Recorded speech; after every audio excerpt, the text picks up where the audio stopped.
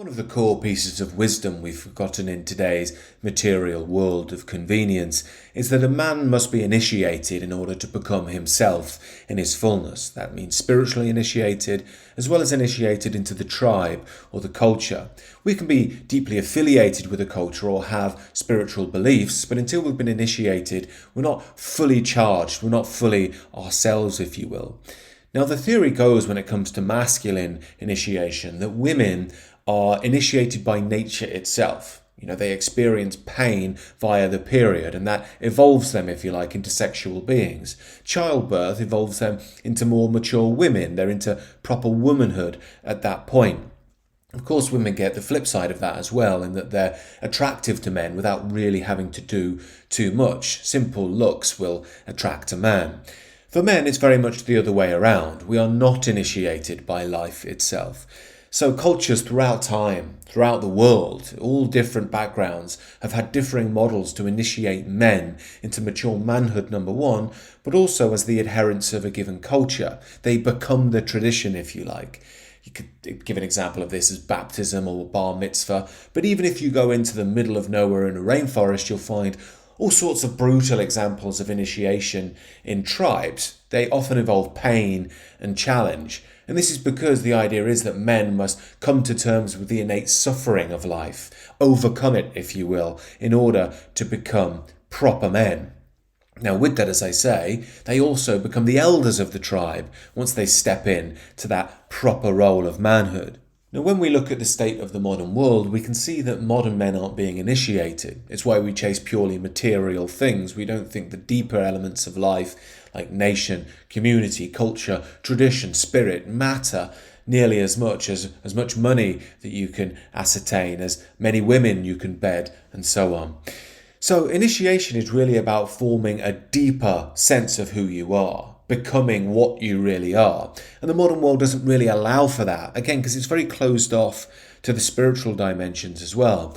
I should add, spiritual dimension has a different nature to masculine initiation. While I do believe every man should experience at least some form of masculine initiation, spiritual initiation tends to be more for the mystics, the seekers, if you will. They would be, if you like, the priestly class that may well lead their community. They will riff on that interaction between the lived daily morals, the norms of a tribe, and the deeper truths from the spirit.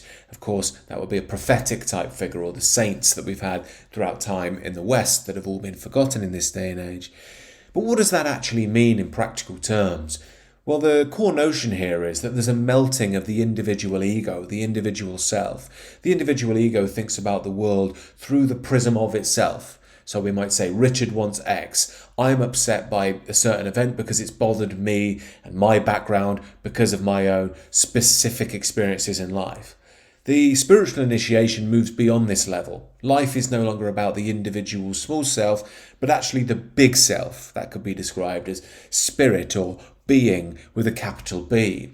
Now, this doesn't mean all problems disappear. It just means you don't view life through your own egocentric way anymore. That allows you to serve your tradition, serve your community, serve God in a way that's truly and deeply authentic. This is at the very core of the tradition, if you will, as well. Throughout the world, you'll find that the core of every tradition is that prophetic figure, that divine figure, Buddha, Jesus, Muhammad, on and on it goes. And you need these figures as they're the initial explosion that lead to the norms of the culture down the line. What defines the morality of the culture. And then, if you will, the ones that have been spiritually initiated act as those who interact with that deeper wisdom and bring it into the day-to-day life for the more warrior types, the kingly types who may not be drawn to the spiritual initiation. Now, I'm laying this out because both of these themes are going to be very key on this channel. I'm going to drill down into the nuances of both and explore how we can really awaken this tradition for a new era. Many traditionalist thinkers, I think, rightly say that we're never truly charged with the essence of our culture until we've been initiated into it. And that's what I want to try and reawaken in this age of nihilism, if you like. Now, to some people, it may all sound a bit new agey, and that's a fair criticism, if you will. And I think there is some real spirituality in the New Age, but I've often been critical of it because it's not moderated by a wise tradition. It sort of goes off into an individualism about self-enlightenment, away, if you like, from the broader culture. I believe that any awakening spiritually has to be integrated with the tradition itself. That's the church's job, really, but as I've explored many times on the main channel, the church has really fallen apart in that role. So I believe the aim here, if you like, is to awaken the true masculine energy within men, but ensure that that's integrated with the divine quality as well.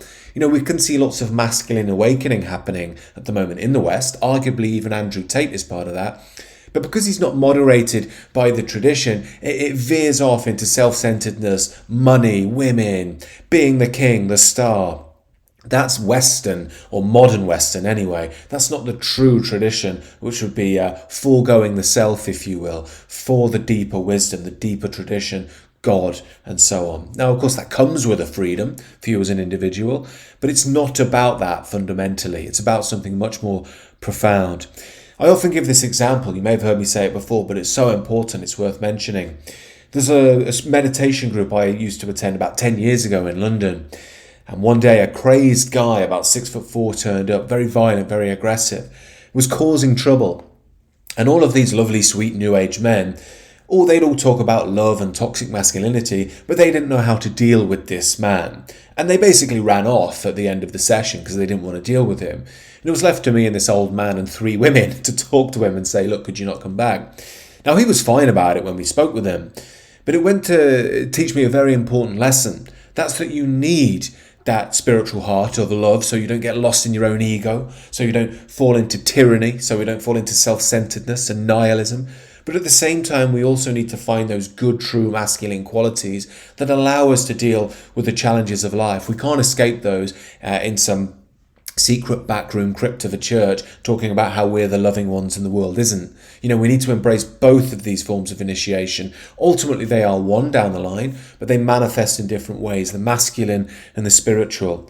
Now, I will, as I say, be really diving into these as I work through this content on this channel and hopefully providing some practical advice for you along the way. I think this is really important work for this day and age. It won't appeal to everyone, I'm aware of that, but it is the real core that we need to awaken to, the Western world needs to awaken to, if we're to see a reawakening. So these are my thoughts. Do let me know what you think down below. A lot more coming down the line. And please do sub and share because I really want to try and get this channel going for those people who are interested. Do have a great rest of the day and thank you for watching.